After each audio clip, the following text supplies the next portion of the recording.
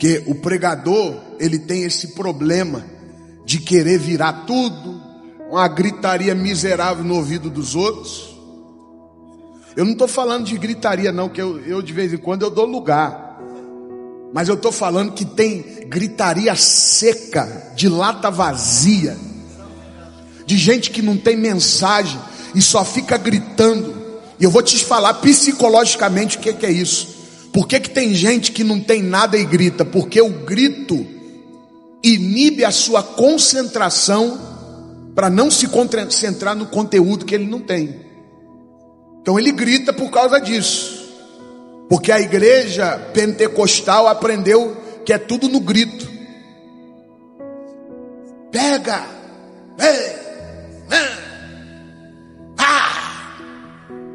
Eu estava num congresso uma vez, não está nem na mensagem. Eu estava num congresso uma vez, tinha um pregador famoso na minha. Eu era do Rio de Janeiro ainda. A minha igreja lá é uma igreja muito grande, né? A sede. Cabe 4.700 pessoas sentadas. E aí eu estava sentado no púlpito do lado do meu pastor, aí um pregador famoso e tal, chegou para mim assim, naquele momento de alvoroço, olhou para mim e falou assim: tu pediste uma prova para mim nesta noite. Eu falei: Jesus, que prova que eu pedi, pai? Aí o que a gente tem que fazer? A gente tem que fazer cara de paisagem, né, pastor?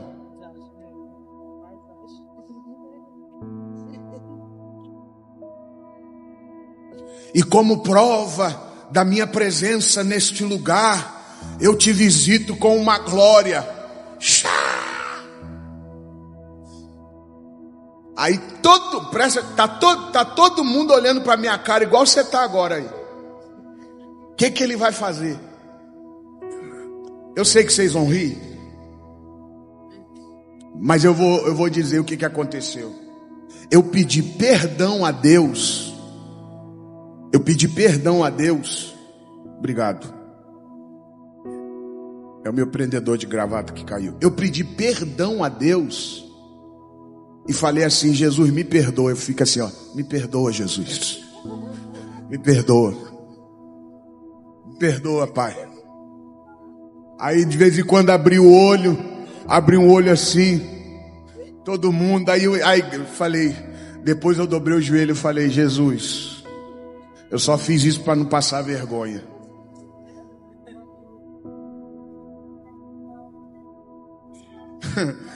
Mas deixa eu falar uma coisa para você.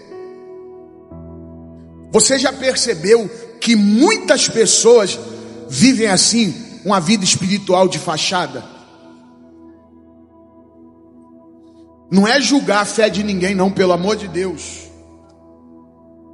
Nem tentar enterrar o movimento pentecostal.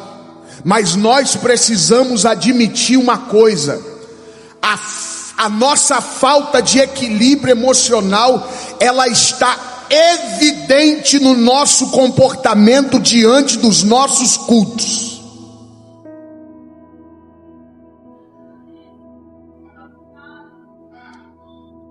Vai pegar um pouquinho, mas dá glória a Deus. Você já percebeu como muitas pessoas só glorificam quando a mensagem só fala de vitória, ou parece expor o pecado do irmão que está do seu lado? A gente só vibra quando o pregador solta frases de efeito, falando de bênção, ou quando ele afronta a liderança, sem perceber que isso alimenta em nós uma rebeldia e discórdia. Isso não é vida espiritual saudável, gente. Foge desse tipo de mensagem. Isso é hipocrisia disfarçada. E vamos falar uma verdade: Uma geração inteira tem se alimentado desse veneno, e o maior sintoma de uma vida espiritual doente é quando eu me alegro com o mal revelado em alguém, em vez de deixar que a palavra me quebre por dentro primeiro. Saúde emocional não é medida pela quantidade de línguas estranhas que nós falamos ou pelo barulho que nós fazemos no culto. Saúde emocional é a maturidade de entender que Deus tem que falar comigo primeiro, e se eu pensar que é só para o outro antes,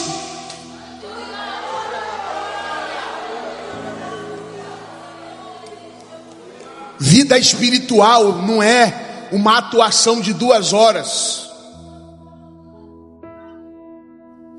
Você já percebeu que a nossa vida espiritual, com o passar do tempo, ela se torna um hábito, no automático? Já percebeu isso? Vou te mostrar. Quer ver? A gente chega no culto, dobra o joelho, já sabe tudo, toda a cartilha.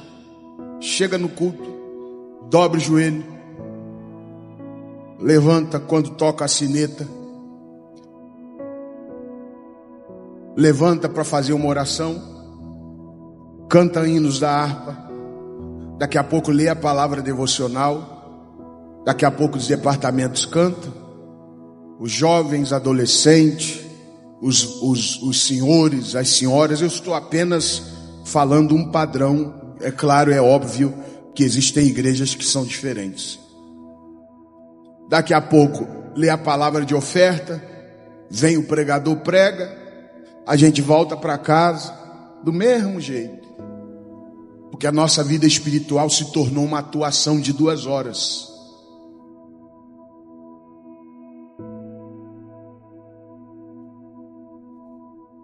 E vida espiritual não é atuação de 2 horas, gente. É uma caminhada constante com Deus. Um culto verdadeiro, ele precisa me empurrar para dentro de mim. Porque quem não olha para dentro de si, guarda o que eu estou te falando aqui. Quem não olha para dentro de si, nunca vai mudar do lado de fora. Deixa eu te falar uma coisa, ninguém cai da noite para o dia, ninguém peca da noite para o dia, ninguém se afasta de Deus da noite para o dia. Todo erro é comportamental. Toda deficiência é comportamental. Se sabe mais de uma pessoa através dos seus erros do que dos seus acertos.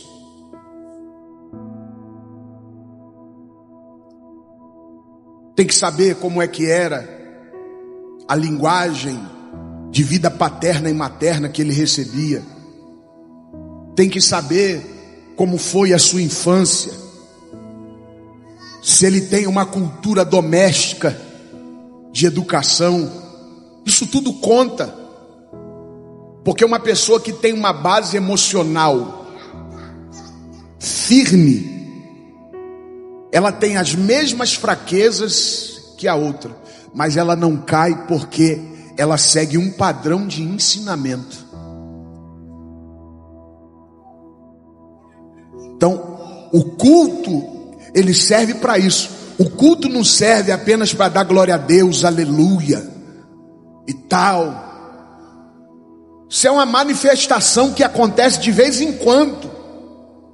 O culto, ele vem baseado dentro de uma crença limitante que impõe limites em nós. E se a gente vem para o culto e não aprende sobre esses limites, a gente não veio cultuar. E outra coisa, culto não é para receber, tira isso da sua cabeça.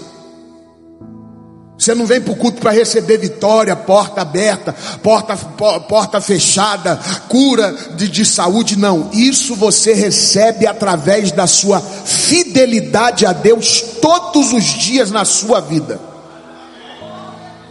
Deus não precisa de dia de culto para te dar vitória, mas Ele precisa de um dia de culto para te ensinar como é servir a Ele.